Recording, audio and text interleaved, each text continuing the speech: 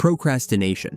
Procrastination means putting off tasks that need to be done. It usually happens when a task feels overwhelming or uncertain. The brain looks for quick relief in distractions, like checking the phone or doing smaller chores. This creates a brief sense of control, but leads to stress as deadlines approach. Over time, it becomes habitual, turning short-term comfort into long-term pressure that reduces productivity and confidence as you realize you can't rely on yourself.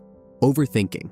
Overthinking is the habit of analyzing situations long after it's useful. It often comes from fear of making mistakes or wanting to control every outcome. The mind replays conversations, decisions, or possible futures, searching for certainty that never comes. Instead of solving problems, it creates new ones through doubt and exhaustion. Overthinking gives the illusion of control but ends up blocking action and peace of mind.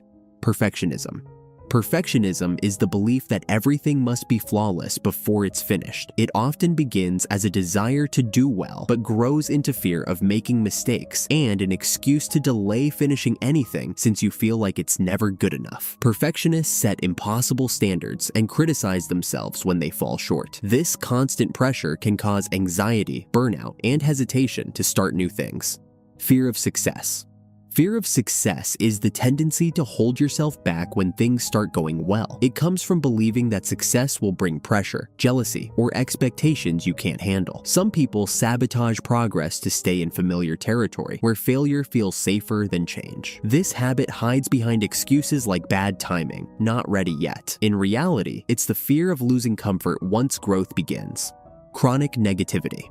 Chronic negativity is the habit of approaching situations with doubt and the expectation of failure. It often develops as a defense mechanism to avoid disappointment. Over time, this mindset trains the brain to expect defeat, even when things are going well. Constant pessimism drains motivation and makes neutral events feel hostile, blocking out anything positive. Catastrophizing. Catastrophizing is when the mind exaggerates problems and imagines the worst possible outcome. A small setback quickly becomes a full disaster in your thoughts. This habit usually comes from anxiety and the need to feel prepared for danger. The brain mistakes worst-case scenarios for reality, triggering real stress over things that haven't happened. Over time, catastrophizing creates a constant sense of danger, making ordinary challenges feel threatening and exhausting. Denial. Denial is the habit of rejecting facts that threaten your sense of safety or pride. Someone might ignore their mounting debt, dismiss health symptoms, or pretend a relationship isn't falling apart. By refusing to see the truth, denial creates a false sense of peace, while real problems quietly grow. What feels like protection in the moment becomes destruction in the long run, as reality always catches up. Blame shifting. Blame shifting is the act of refusing to take accountability for one's own shortcomings. It often comes from insecurity and the fear of appearing weak or wrong. A person might say, "It's not my fault, it's because of this or that," therefore avoiding the discomfort of responsibility. While it can protect your ego in the moment, it stunts growth and damages relationships over time. Constant self-doubt.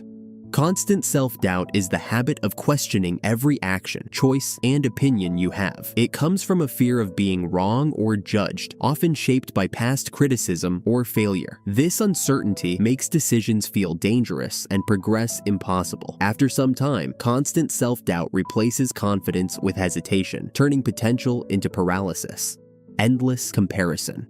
Endless comparison is the urge to constantly measure your life against other people's. It starts as curiosity, but quickly becomes unhealthy competition, fueled by insecurity and social pressure. You focus on what others have instead of what you've built, turning success into a moving target. In the long run, this habit destroys gratitude and makes even significant personal achievements feel negligible. The more you compare, the harder it becomes to recognize your own worth. People-pleasing. People-pleasing is the habit of putting others' needs ahead of your own to earn approval or avoid conflict. It starts with the belief that kindness guarantees acceptance. You say yes when you want to say no, apologize for things that aren't your fault, and shrink to keep others comfortable. What looks like generosity is often the fear of rejection or disapproval. Shame. Shame is the deep sense of being inadequate or exposed. It often starts early, shaped by criticism, failure, or unmet expectations. Instead of seeing mistakes as lessons, shame turns them into proof of personal weakness. It creates distance from others, replacing openness with self-consciousness. When it takes hold, even small flaws feel like confirmation that you're less than who you should be. Guilt.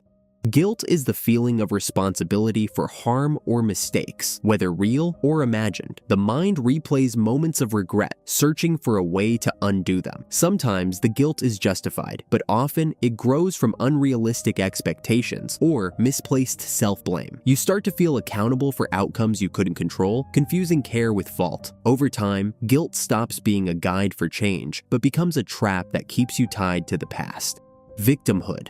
Victimhood is the habit of taking comfort in feeling powerless, as if being at the mercy of bad luck justifies your failures. It often begins after real suffering, but slowly turns into a way of seeing yourself, and setback becomes evidence that life is unfair. This mindset offers safety through sympathy, but steals the belief that you can change. The more you cling to it, the more helplessness starts to feel like home.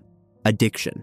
Addiction is the repeated search for relief in something external, which then becomes a cause of harm. It often starts with something that provides comfort, such as alcohol, food, gambling, or online activity, but ends with a loss of control as you need more and more of the same thing to feel the same thrill as before. The brain adapts to crave short bursts of pleasure, even when they cause long-term harm. What once provided balance begins to dominate thought and behavior, trapping people in a cycle of dependence and decline. Chronic busyness. Chronic busyness is the state of being constantly occupied to avoid stillness or reflection. It gives the appearance of productivity, but often hides a deep fear of stasis. Schedules fill with tasks that feel urgent and important, yet aren't, creating a sense of motion without actually progressing towards anything. The constant activity numbs anxiety in the short term, while draining focus and creativity over time. It's a socially acceptable way of distracting your mind to avoid having painful introspection. Isolation. Isolation often begins with a natural desire for quiet or space. Gradually, though, distance can become routine, and reconnecting starts to feel difficult. Conversations take more effort, and being alone starts to feel easier than being understood. With time, this separation limits connection and support, two things essential for mental stability. Emotional numbing. Emotional numbing is the process of shutting down feelings to avoid pain. It often develops after prolonged stress, trauma, or disappointment, when the feelings become unbearable. The mind dulls both extremes, sorrow and joy, creating a muted version of life that feels safer yet emptier. You stop reacting, stop caring, and start drifting through moments instead of living them. Emotional numbing removes the capacity to feel anything deeply, including happiness. If you liked this video, make sure to watch these too and hit subscribe so you don't miss the next.